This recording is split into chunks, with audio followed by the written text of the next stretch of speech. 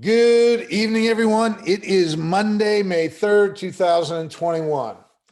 And joining us tonight is Eric Lavey from Sotheby's in Beverly Hills. And Eric was on a call a few months back and wanted to bring him back to the group.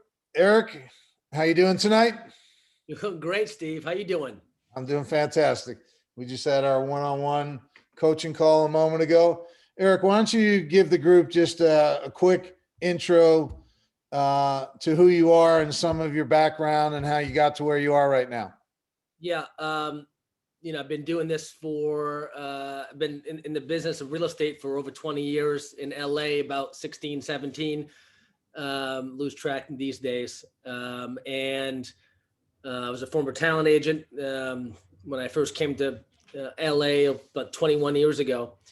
And when I got into business for a second time in real estate, I was at Keller Williams, then I was at Telus, and then I was at the agency, and now I'm at Sotheby's. And so that was that stretch of about 17 years. And as I've said before, and this is, you didn't say to say this, but, I remember, hearing you coach a long, long time ago when you didn't know who I was, you didn't care who I was.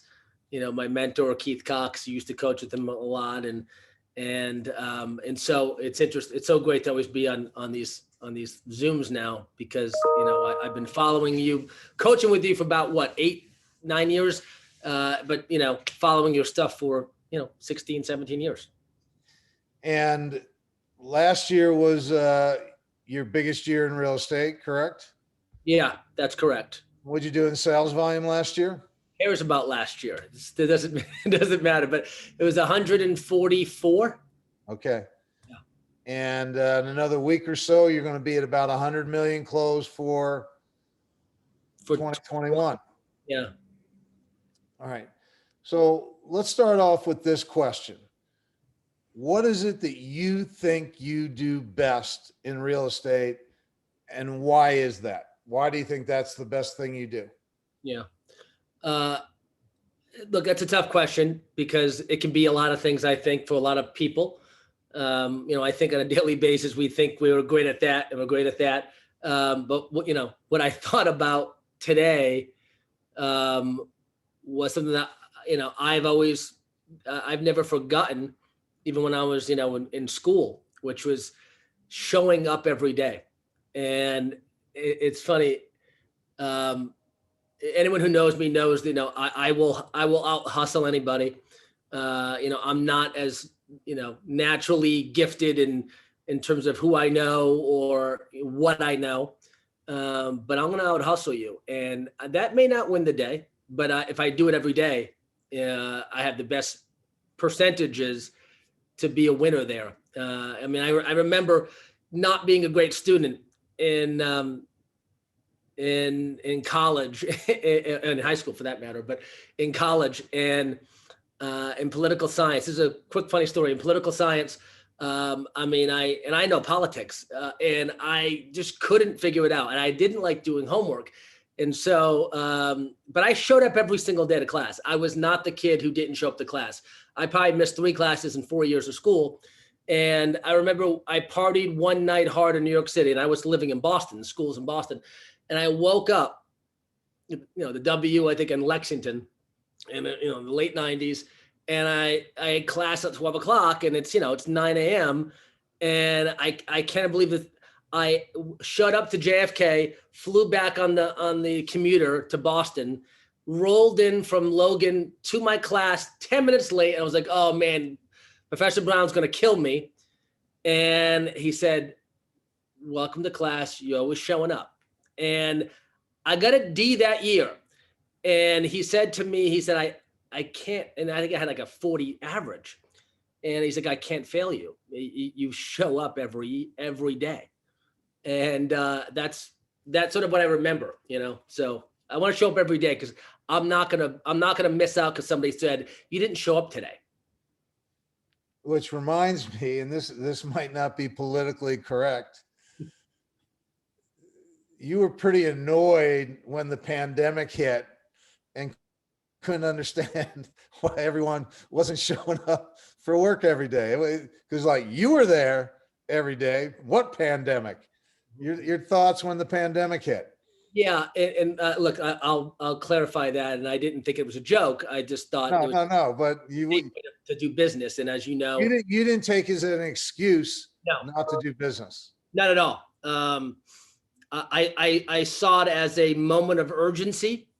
I think in a moment of opportunity, and that's not for it to be insensitive to what was going on in the world. You can only control what you can control, and so after 48 hours, 2 days, it wasn't 3, it wasn't 5, 2 days of my team and I sort of saying what the F's going to go on here. None of us know, but I think after the 2 days we were all in.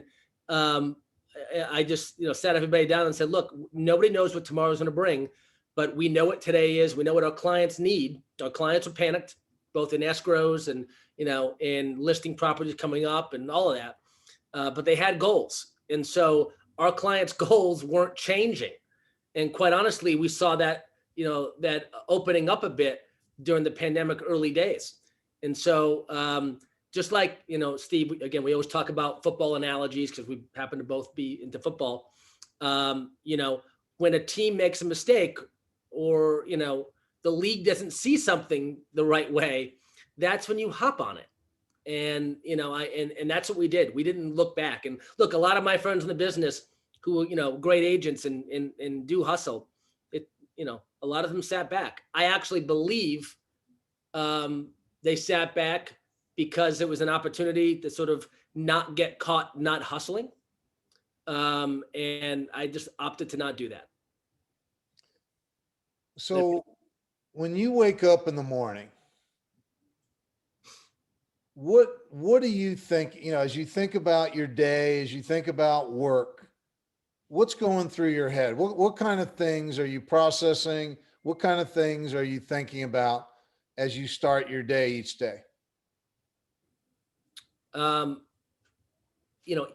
First and foremost, I take some time for myself. I don't stop thinking about sort of, opportunities that can present themselves. But I take some time for myself, and then the goal is always to what's the next push on that particular detail that can help get us that piece of business, or is that piece of business not real right now, and do I need to move on and go to the next thing? And I think that's what realtors have a hard time with, is sort of hanging on to things, hanging on to opportunities that may not be there at all, or certainly right now, and they hang on to them, and then it hurts you from getting the next thing, into keeping your mind open on it. So it's, what am I crossing off the list? And, who haven't I talked to in a while? And I'll write down 3-4 names, like, at the drop of a hat, and write them down. And then I'm going to call those people today, and that'll lead me into my day. So let's get into a little bit of what we talked about tonight. You've been on a tear for well over a year, and now you hit a little slow patch where it feels a little off to you.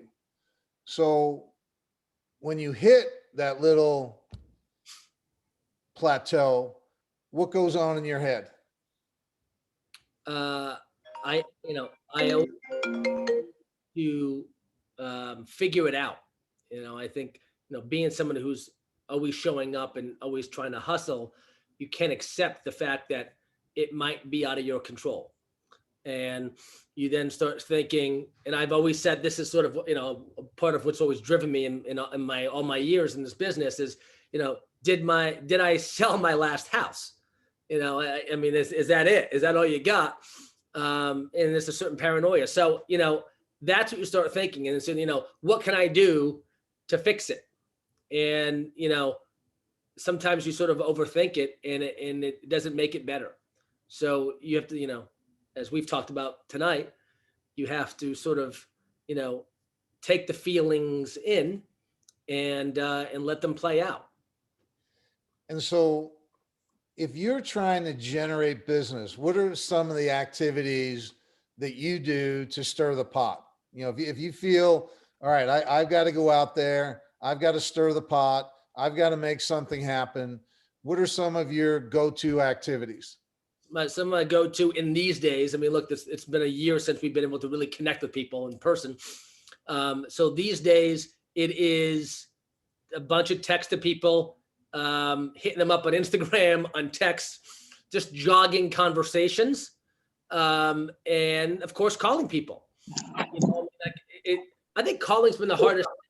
Initiating calls has been the hardest thing this last year because no one has a goddamn thing to talk about. And so that's a tough thing to walk into of like, okay, we talked 3 months ago, 6 months ago. You've done nothing. I've done probably more than anybody else in terms of like fun things because I traveled the entire year safely and all of that, and nothing was illegal. But like most people weren't traveling and most people weren't doing anything fun. So it's a hard thing to do. So now it's just kind of tapping in, checking in. Hey, did you see this happen? Or you see this happen. And then also, and I don't like social media as much as other people do, but what I have seen is when you post stuff, people interact with you. Well, usually when it's not real estate related and it's interesting and cool. And I usually hate posting things that I'm doing personally because like I always feel like people think, that I'm slacking off if it's not real estate related or if it's being bougie or whatever. But that kind of stuff gets people talking with you, and that's a good thing. And so I have to do that more these days. So in looking at your business, what has been the main driver? You're not a door knocker. No. You don't cold call. Were open house a big part of building your business? No. Well, building my business, that extremely big. It was a long time ago though, and I don't really do many open houses.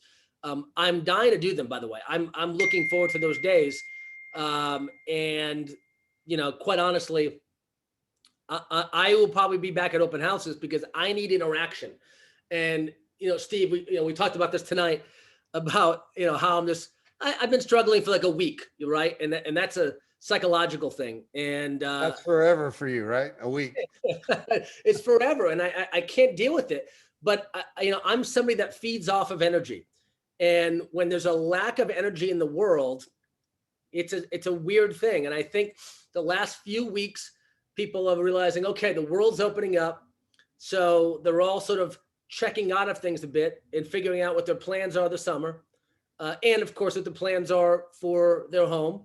And I don't like the lack of energy around what we see. I mean, like this weekend, the town was dead.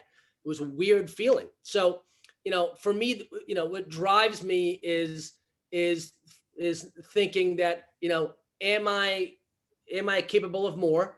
And that, nobody thinks I am. And I have that chip on my shoulder every single day. That. So, I have that chip on my shoulder that, look, we're going to knock on wood, close something for $40 million next week. And I'm not thinking about that, which is sick and weird. And I get it for 7%, as you know. But I just, we're moving on. I mean, and what's next? And we don't have our next 100 million for the year set up yet. And I think that's what's hard for me. So I liked how you slid that 7% in. Say a little bit more about what you'd like to do with 7%. Yeah. Overall. Well, overall, I want to be able to take take 4 and give 3. That would be amazing in the world, which we're doing now. But I mean, like, before the pandemic, we talked about 7 before, and I look, it's not going to be until this end of the year, I think, that 7 is going to be possible. I think here's the state of the market right now for a listing agent, for someone who's really good. I think sellers believe they can sell their home with anybody they want to, whether it's a friend, family member, or someone who's not a stone cold killer pro, and certainly pay a lot less than 6. Which is, of course, what I charge exclusively. But I'm not charging 7; it's 6.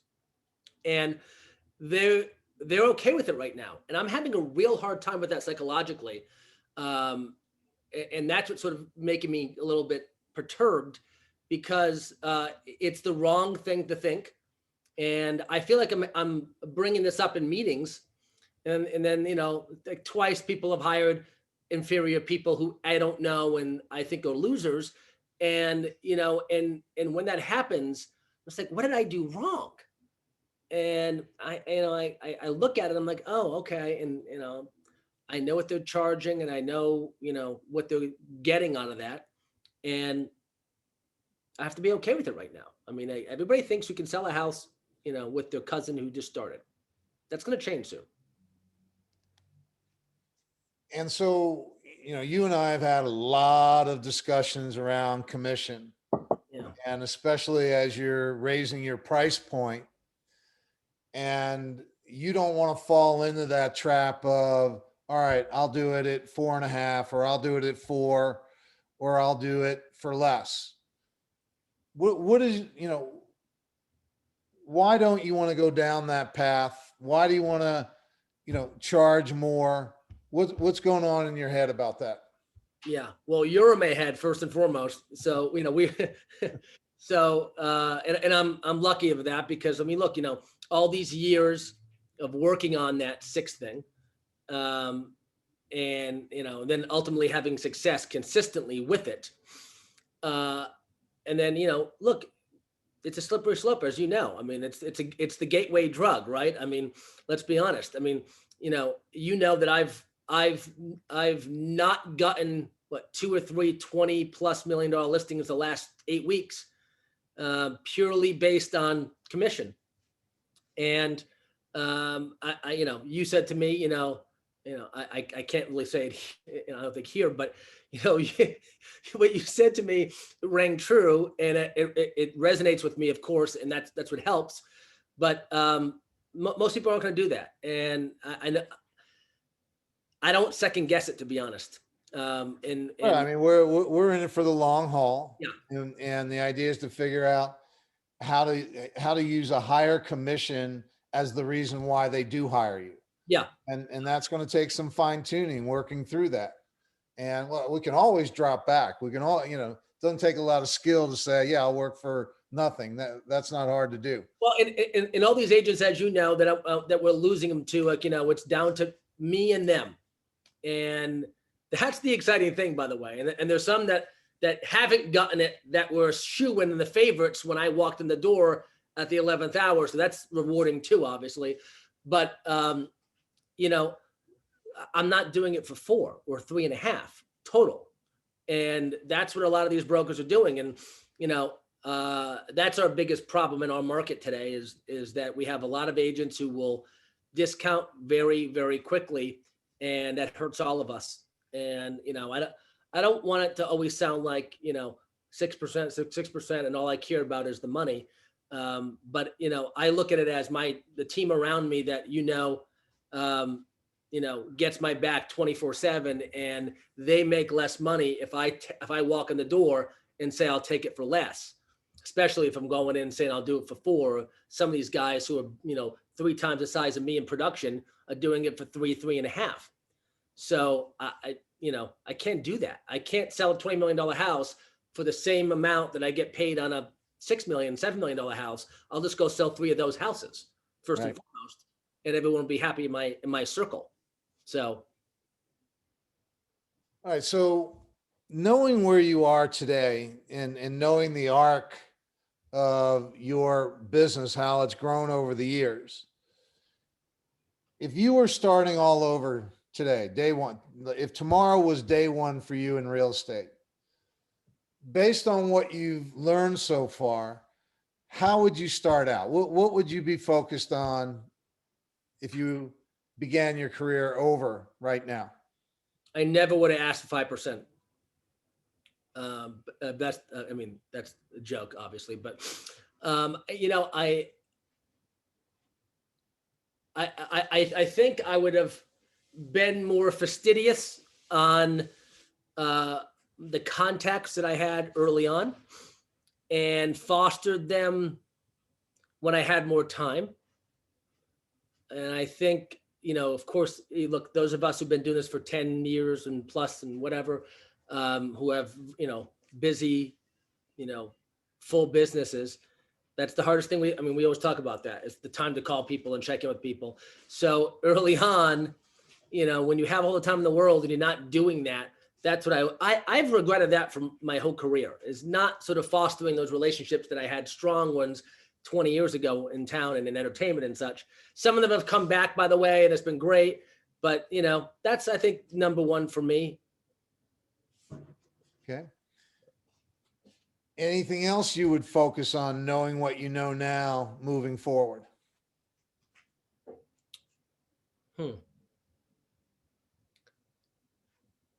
I think, look, I think I built my business in a very traditional way. So, with a strong foundation, and the frustrating thing there is that it just takes a lot of time, and, I wasn't the person who had a, high trajectory, burst on the scene person, sort of grind it out every single day, 16, 17 years later. And, I'm in the ranks of people who, have been doing it a lot less, who have major contacts, or, half the time who've, had major contacts and, and been able to crack into contacts. I think we can all appreciate that, this isn't a democracy. The best generally don't win on meritocracy in our business. So it's a tough thing to think about. But, you and I talk about just keep doing what you do. And at a certain point, that's all you can do. Of course, I have a hard time with that, because it's always like, what's the next fine tuning you can do? Is there another trick you can pull out, or, an unfair advantage you can exploit? But generally speaking, I think right now, just knowing that it's going to take time. And I think early on, if I had known truly more, as much as I do now, looking back, I would have had more fun doing it. And I think it's important even though it was a long time ago, I still, right now, I'm saying, okay, how can I really enjoy what I'm doing more, not get burnt out? Because getting burned out is a tough one. I've seen a lot of people that I respected in the business over the years get burned out and not be able to come back from it. So I don't want to be those people. I love what I do. Here's an interesting question based on what you just said. If someone would have told you on day one, look, Eric, it's going to take a solid 20 years before you arrive, do you think you would have been up for it? Yeah. You do? 1,000%. Yeah. Tell me why. Hey, look, the background I come from, it's not, no one ever gave me anything. So if you would have told me, 15, 20 years ago that, yeah, like you'll have a great business, then I would have said, okay, I'll put the work in. I'm okay putting the work in. As long as you can guarantee me it's going to pay off. I think the scary thing is not knowing. I think year 1, 2, 3, 4, 5, nobody knows. If anybody's on this call right now and be 5 or less, look, you must be, feeling like this is the scariest market you can be in. And, how are you going to grow your business in a market where the best of the best are struggling at times? But look, you grind it out and you look back 5 years from now and you say, I wouldn't want it any other way.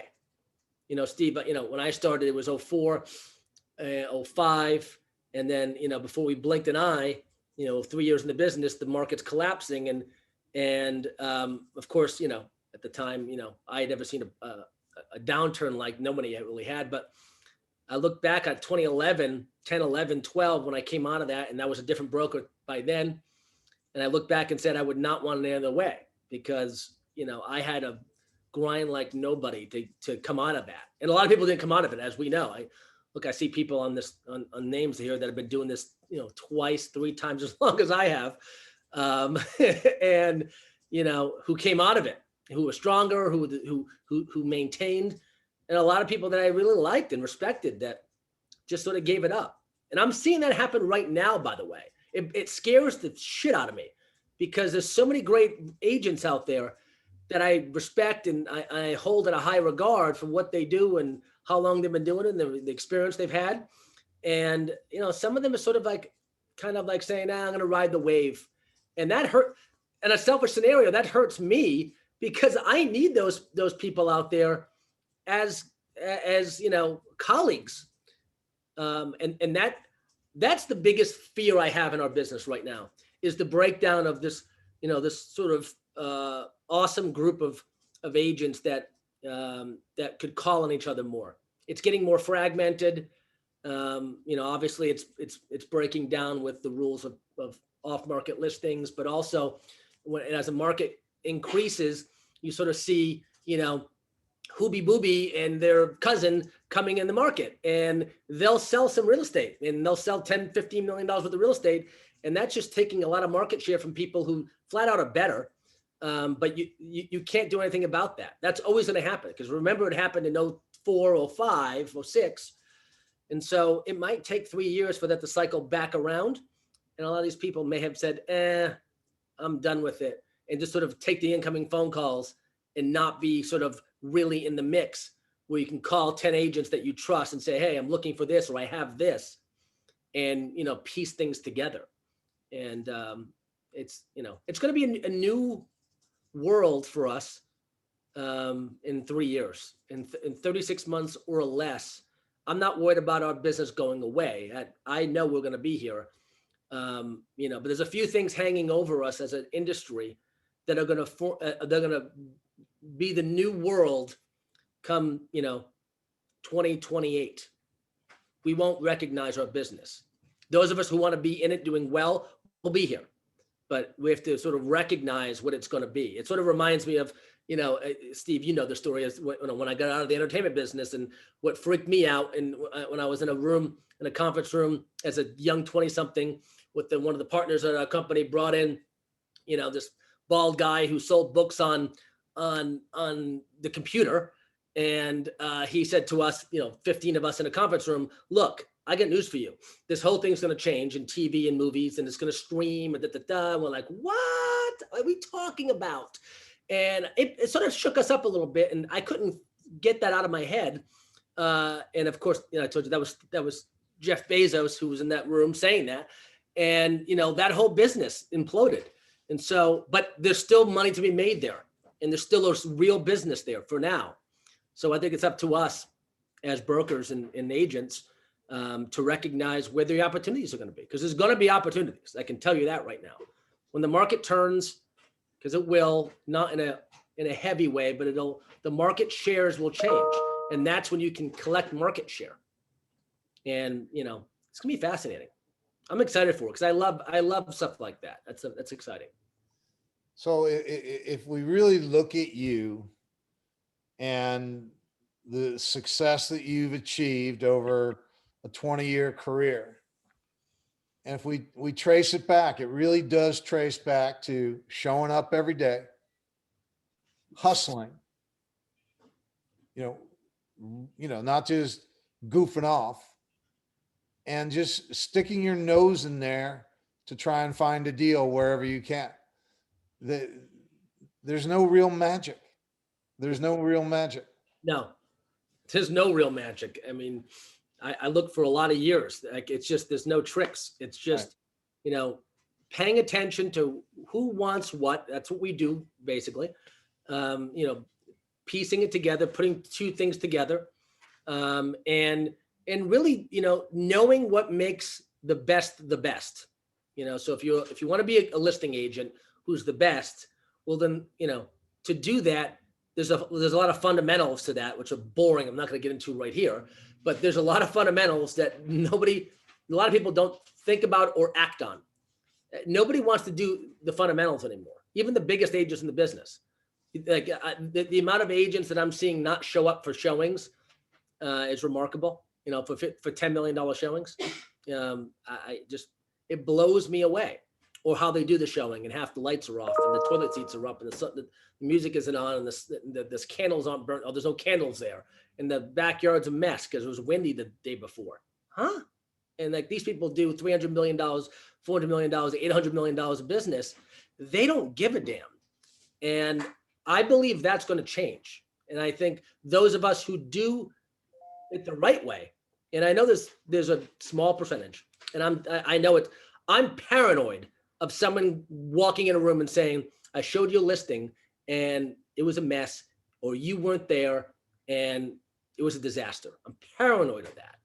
And I mean, on my team, like, they know that's not going to happen at all. You know, look, am I showing every possible listing ever? No, because I can't be in two places at once. But I got to tell you, like, I mean, if we're having a hard time selling a listing for $1.3 million and it's been 3 weeks, you can bet your butt I'm going to be there, because we're going to get it done. And that's the key, I think. There we go. Eric, as always, thank you very much. Thanks everyone for being on board. And we'll be back with the mindset call in the morning. Thanks again, Eric. Thank you, Eric. Thank you. Great What's call. up, Lavey? Thank you.